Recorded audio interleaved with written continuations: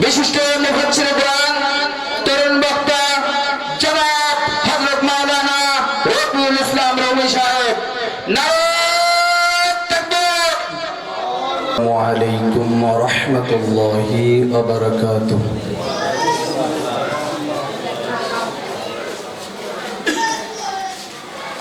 الحمد لله نحمده ونستعينه ونستغفره ونعوذ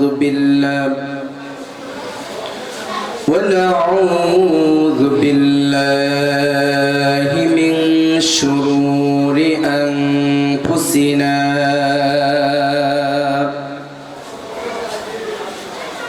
ومن سيئات أعمالنا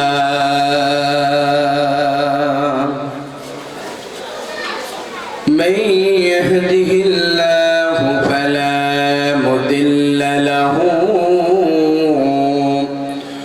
ومن يضلله فلا هادي له ونشهد أن لا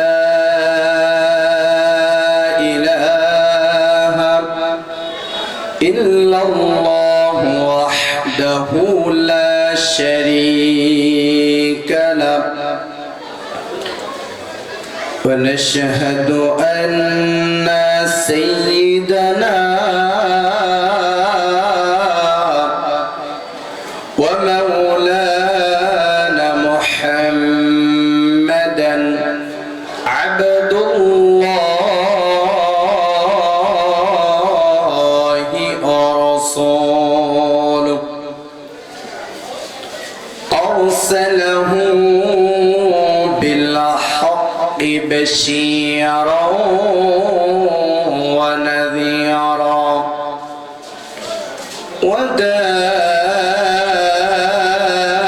وداعيا إلى الله بإذنه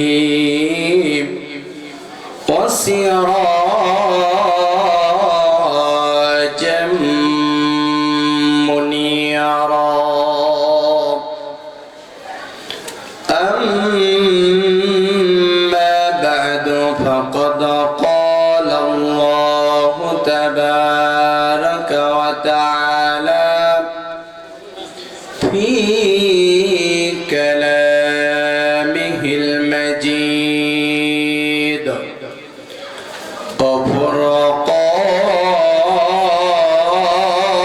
وفرقانه الحميد.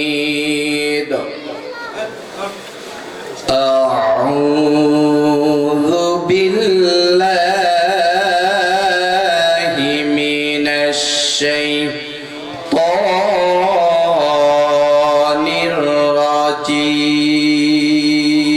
الرجيم. بسم الله الرحمن الرحيم.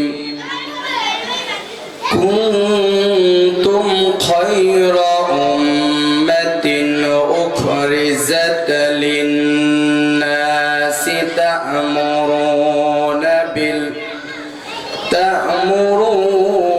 بالمعروف وتنهون عن المنكر وتؤمنون بالله إلى آخر الآيات. صدق الله العظيم. وقال تعالى في شان حبيبه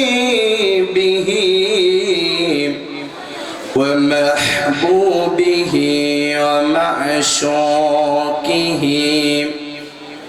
إن الله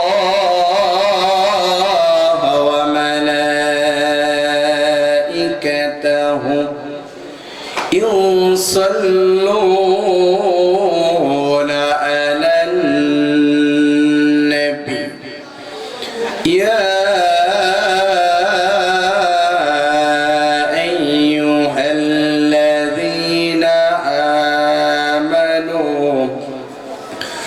صلوا عليهم وسلموا تسليما اللهم صل على سيدنا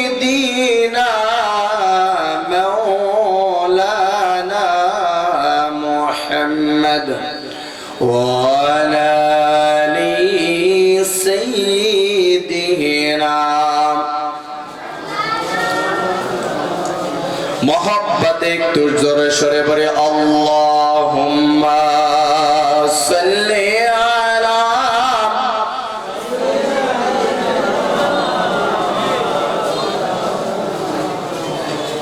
وعلى آل سيدنا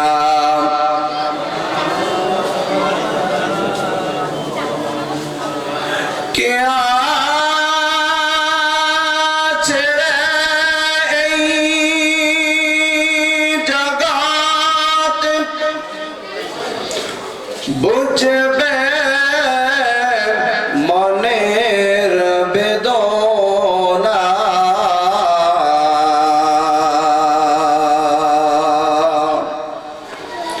বুঝবে যিনি তিনি মোদের দয়াল নবী মুস্তাফা আল্লাহুম্মা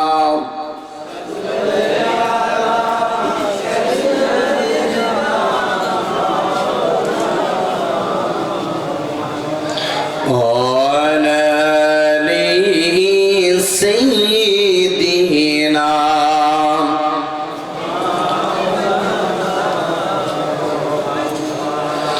উড়ে যাও রে বাংলার হাওয়া, চলে যা রে মদিনা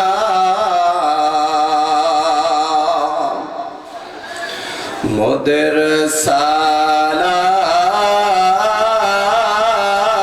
সালাম পৌঁছে দিও দয়াল নবীর পাক রওজা আল্লাহুম্মা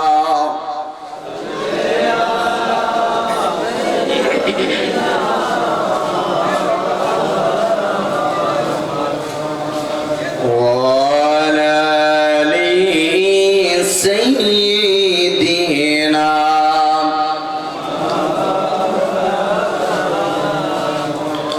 بلغ العلا بكماله كشف الدجى بجماله حسنت جميع خصاله صلوا عليه وآله اللهم صل وسلم وبارك عليه سبحانك لا علم لنا إلا ما علمتنا إنك أنت العليم الحكيم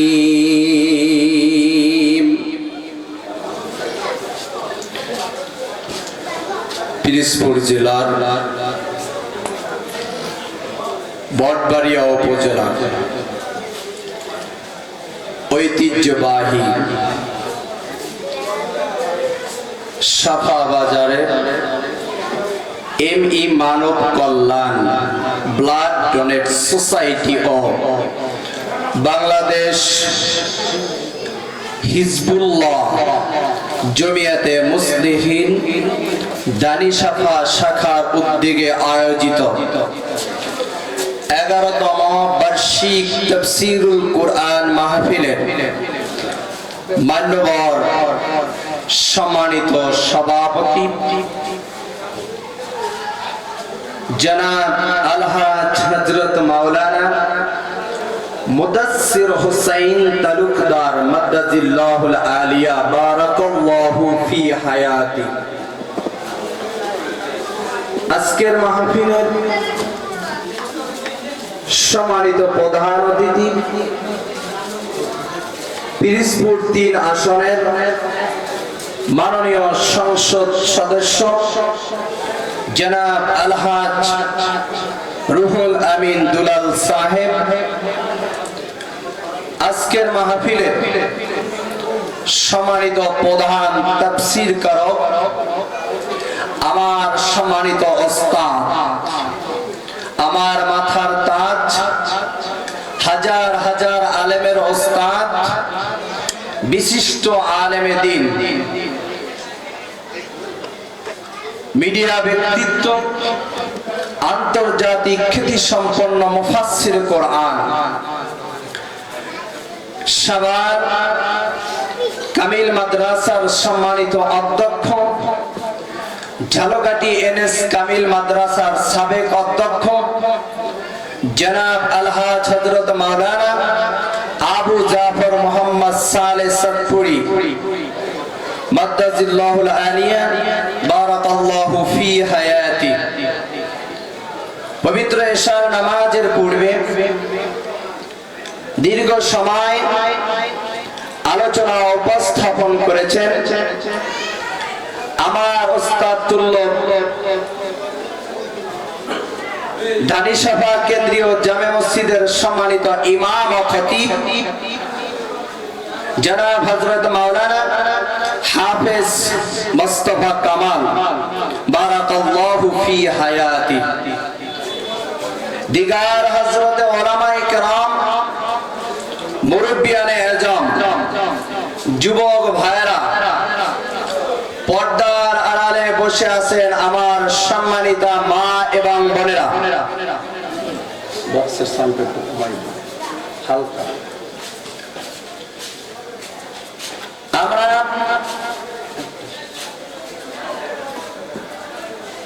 আজ জাতির এই ক্লান্তি লগ্নে,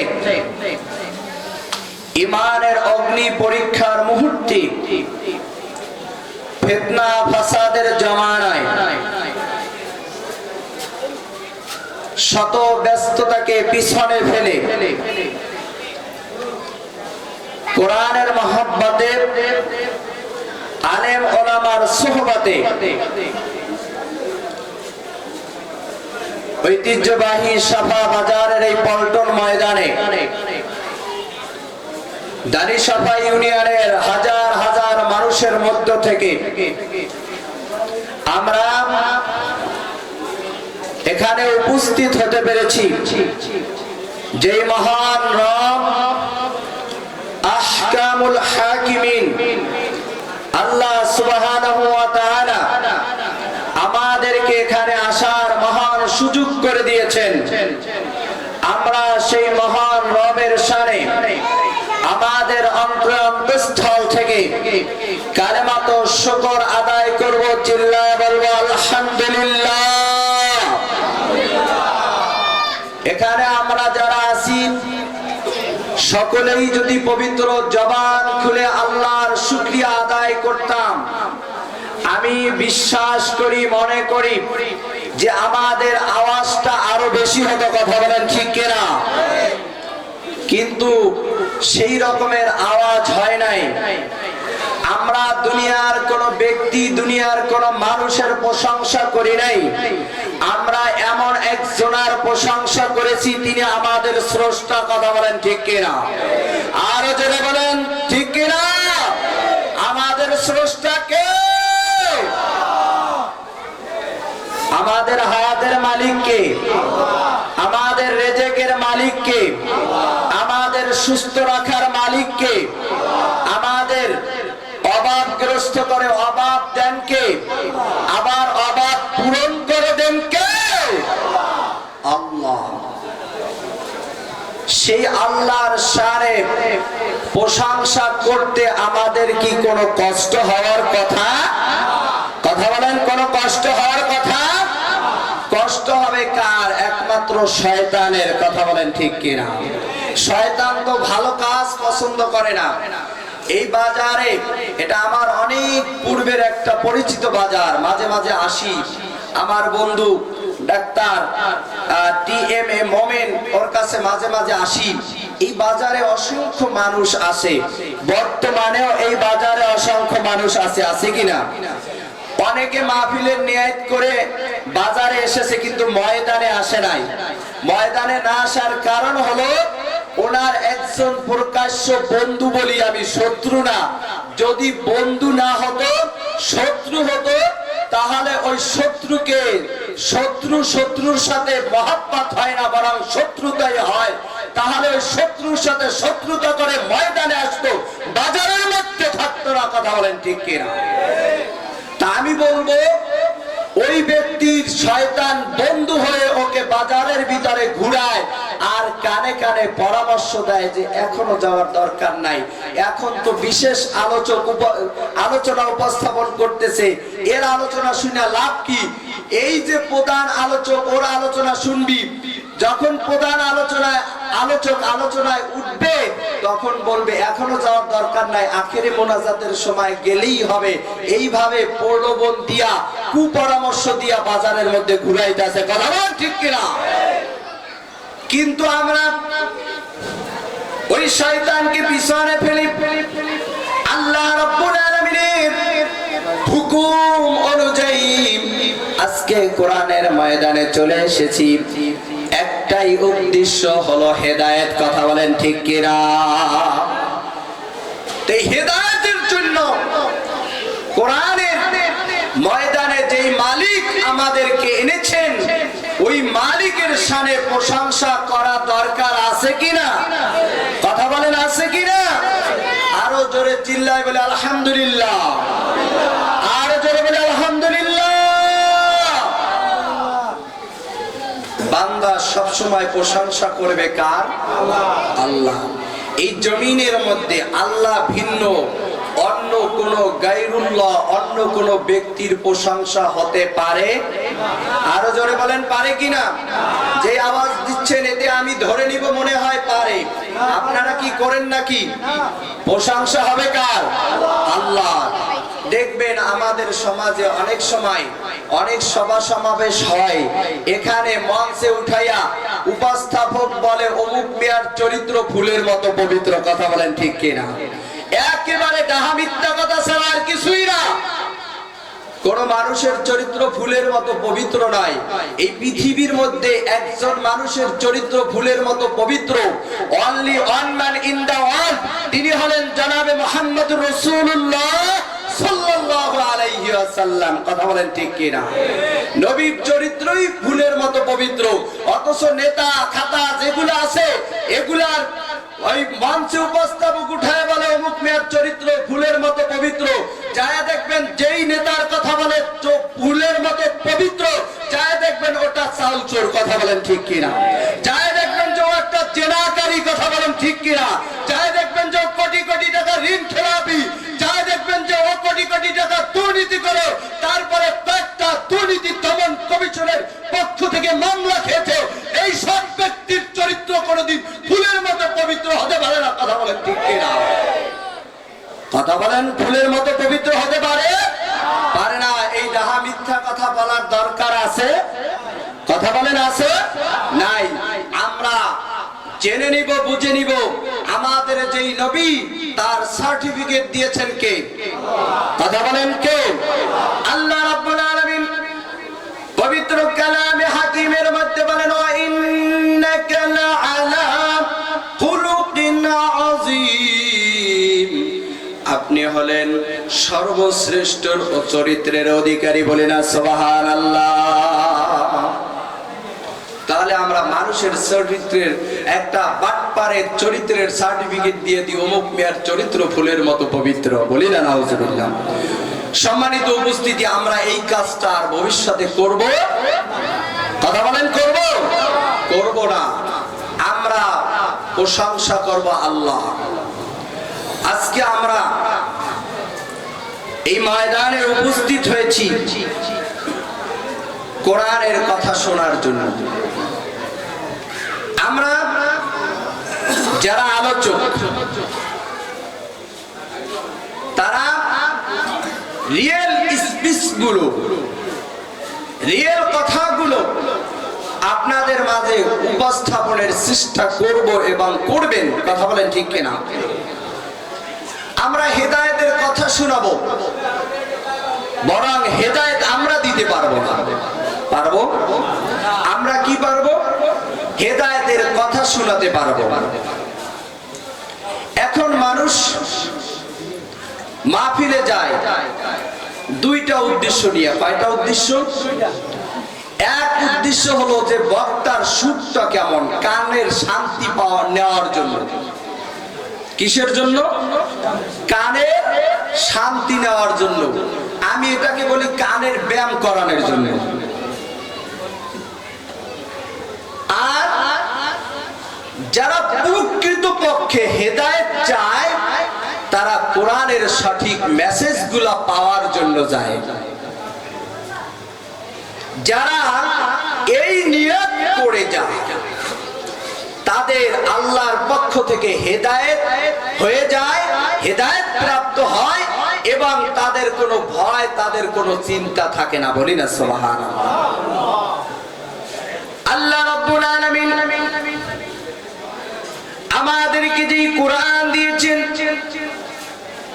এই কোরআন যারা শুনবে, কোরআন অনুযায়ী যারা জীবন কায়েম করবে, কোরআন অনুযায়ী যারা নিজেকে পরিচালনা করবে, রাষ্ট্র পরিচালনা করবে, সমাজ পরিচালনা করবে, আল্লাহ সুবহানাহু ওয়া তাআলা বলেন, ফামান তাবিয়া হুদায়া ফালা খাউফুন আলাইহিম ওয়ালা হুম ইয়াহজানুন। বলেন আল্লাহু আকবার। আল্লাহ তাআলা বলেন যারা কোরআন অনুযায়ী জীবন কায়েম করবে, কোরআন অনুযায়ী রাষ্ট্র পরিচালনার জন্য নিজের জীবনটাকে আত্মনিয়োগ করবে, এই ব্যক্তিরা হেদায়েত পেয়ে যাবে। লা খাউফুন আলাইহিম ওয়ালা হুম ইয়াহজানুন। এবং তাদের কোনো ভয় নাই, তাদের কোনো চিন্তাও না। তাদের কোনো ভয় নাই, তাদের কোনো চিন্তাও নাই। এই জন্য বাবাজিরা আমার, যুবক ভাইরা আমার প্রথম শর্ত হলো আমরা যারা কোরআনের ময়দানে যাইব, কোরআনের কথাগুলা শুনবো হেদায়েতের নিয়তে। কিসের নিয়তে? হেদায়েতের নিয়তে। আল্লাহর হাবিব সাল্লাল্লাহু আলাইহি ওয়াসাল্লাম কে আল্লাহ তাআলা বলেন, ফাযাক্কির ইন্নামা আনতা মুযাক্কির। বলেন আল্লাহু আকবার। আল্লাহ রাব্বুল আলামিন তার হাবিবকে বলেন, হাবিব আপনি হলেন একজন উপদেশদাতা, আপনি শুধু উপদেশ দেন, আপনার হাতে তো হেদায়েত না। আলাইহি ওয়াসাল্লামের উপর এই কোরআন নাজিল করার কারণ হলো যাতে করে এই কোরআন অনুযায়ী তার উম্মতদেরকে সতর্ক করতে পারে। সূরা আহজাবের মধ্যে আল্লাহ তাআলা বলেন, ইয়া আইয়ুহান নাবিয়্যু ইন্না আরসালনাকা শাহিদাও ওয়া মুবাশশিরাও ওয়া নাযীরা।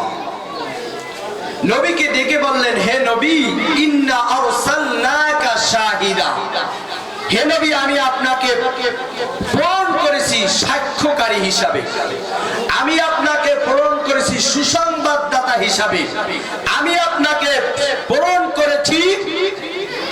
আপনি বলুন গরম যত লাগে, আমি আপনাকে প্রেরণ করেছি সতর্ককারী হিসাবে। কয়টা কথা বলছেন? তিনটা। সাক্ষ্যকারী, সুসংবাদদাতা এবং সতর্ককারী।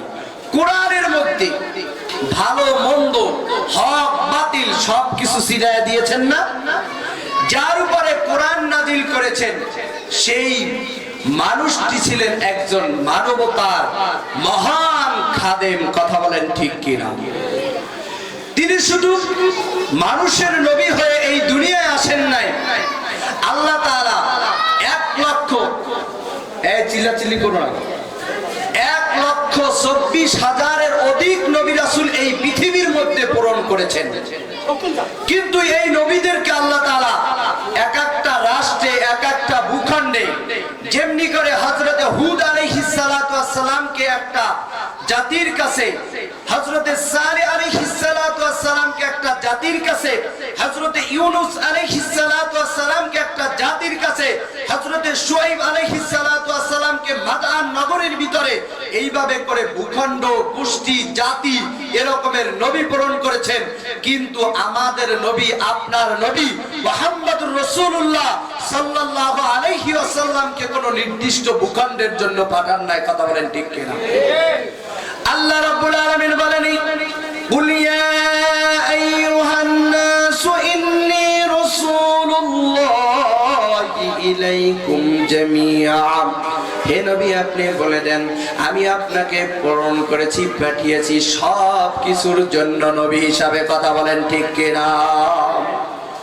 সেই নবী দুনিয়ায় আগমন করার পরে সেই নবীর মাধ্যমে কোন মানবতা ভুলণ্ঠিত হয় নাই। সেই নবীর মাধ্যমে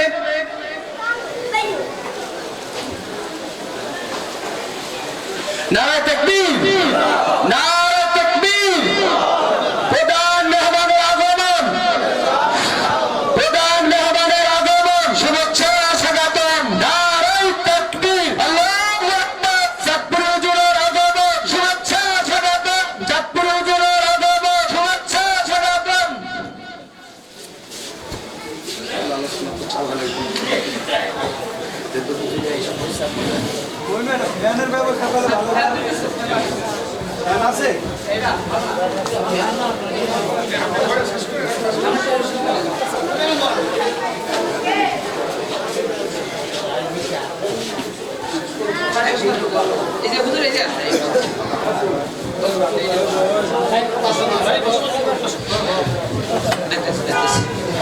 আলহামদুলিল্লাহ, আজকের মাহফিলের প্রধান মেহমান আমার সম্মানিত ওস্তাদজি, বিভিন্ন দেশ ভ্রমণকারী, ইসলামী চিন্তাবিদ, ধর্মীয় আলোচক, আইটিভি স্বর্ণপদক প্রাপ্ত, অল স্কলারশিপ সুনিষ্ঠ বক্তা, লেখক ও গবেষক, বিভিন্ন দেশ ভ্রমণকারী, আন্তর্জাতিক খ্যাতিসম্পন্ন মুফাসসিরে কোরআন আল-হাজ হযরত মাওলানা আবু জাফর মুহাম্মদ সালেহ চাঁদপুরি হুজুর আমাদের মাঝে এসে উপস্থিত হয়েছেন। আপনারা সকলে এদিক সেদিক ঘোরাফেরা না করে মাহফিল মঞ্চে চলে আসুন। প্রিয় এলাকাবাসী, আমরা সবাই কেবল এদিক সেদিক না করে আমাদের প্রধান মেহমান, যার অপেক্ষায় দীর্ঘ সময় আমরা বসেছিলাম, সে মেহমান আমাদের মাঝে উপস্থিত হয়েছেন। আমরা এদিক সেদিক ঘোরাফেরা না করে মাহফিল ময়দানে চলে আসবো। প্রিয় এলাকাবাসী, আপনাদেরকে আমরা জানিয়ে রাখবো, হযরত কায়সা হুজুর রাহমাতুল্লাহ আলাইহি তার রুহানি সন্তান হযরত মাওলানা আবু জাফর মুহাম্মদ সালেহ চাঁদপুরি হুজুরের আলোচনা শোনার জন্য স্বয়ং কায়সা হুজুর পর্যন্ত বসে থাকতেন। সে হুজুর আমাদের মাঝে উপস্থিত হয়েছেন। আমরা প্রথমে ভাগ্যবান, যেটা বলে শেষ করতে করা যাবে না। আমার প্রিয় ওস্তাদ, হাজার আলেমদের ওস্তাদ, বিশ্ববরেণ্য বিভিন্ন দেশের ভ্রমণকারী আলেমদের ওস্তাদ, বড় বড় বক্তাদের ওস্তাদ জনাব আল-হাজ হযরত মাওলানা আবু জাফর মুহাম্মদ সালেহ চাঁদপুরি হুজুর আমাদের মাঝে এসে উপস্থিত হয়েছেন। আপনারা এদিক সেদিক ঘোরাফেরা না করে দ্রুত চলে আসুন মাহফিল মঞ্চে।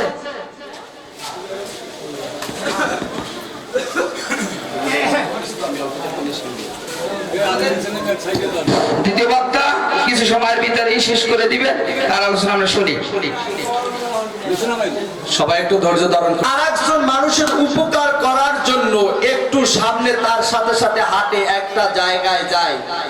আল্লাহর হাবিব সাল্লাল্লাহু আলাইহি ওয়াসাল্লাম বলেন যে 100 দিন ইতিকাফ করার সব তার আমলনামায় লিখে দেয়। বলি না সুবহানাল্লাহ। আমরা সমাজের মানুষের মধ্যে প্রতিযোগিতা আছে, অন্যায় খারাপ কাজ করার প্রতিযোগিতা।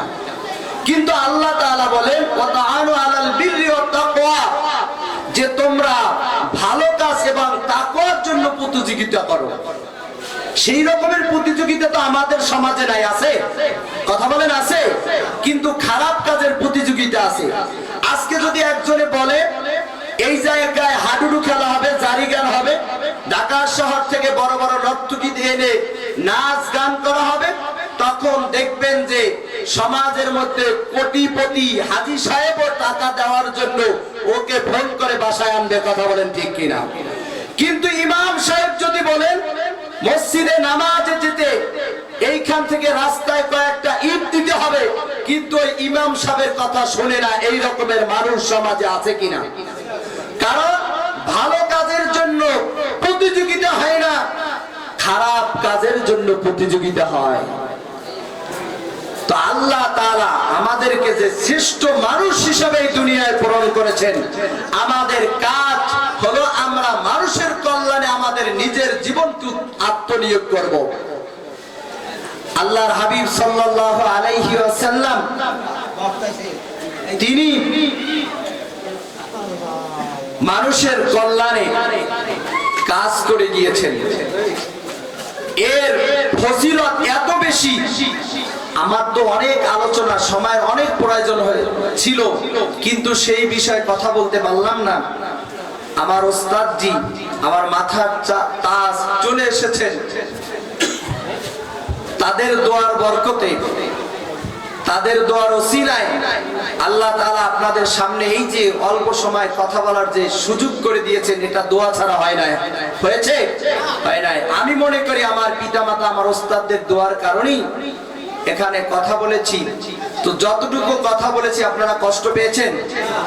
আমরা এই ময়দানে বসবো, শুধু এই ময়দান নয়, আমাদের হায়াতের জিন্দেগিতে কোরআনের হাদিসের দর্স যেই জায়গায় হবে ওই জায়গায় আমরা নিয়াতকে সহি করে হেদায়েতের জন্য এবং গুনাহ মাফের জন্য বসে যাব। আমার ওস্তাদজি দীর্ঘ সময় কথা বলবেন, যতক্ষণ কথা বলেন আপনারা ধৈর্য ধারণ করে বসবেন আমলের নিয়তে। আজকের এই ময়দান থেকে, এই ময়দানে যারা উপস্থিত হয়েছি, আমরা গুনার কথা স্মরণ করে আখির মোনাজাতে আল্লাহর কাছে ক্ষমা চাইব।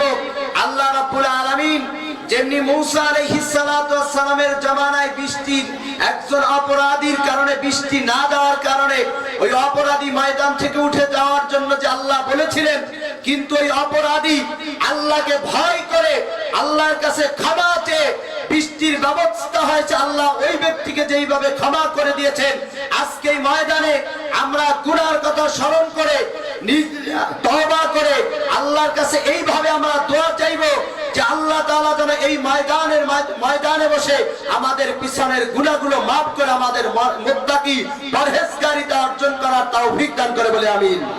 আর জোরে বলে আমিন। আপনারা আমাদের জন্য দোয়া করবেন। হুজুর বাংলাদেশের বিভিন্ন প্রান্তে যায়, আজকে বাংলাদেশের রাস্তাঘাটের অবস্থা অনিরাপদ হয়ে পড়েছে। হুজুরের চলাচলের রাস্তা যেন নিরাপদ হয়, পাশাপাশি আপনাদের দোয়ায় আমরাও বাংলাদেশের বিভিন্ন প্রান্তে যাওয়া আসা হয় এই কোরআনের প্রচারের জন্য, আমাদের রাস্তাকেও যেন নিরাপদ করে দেয়। সকলে বলে আল্লাহুম্মা আমিন।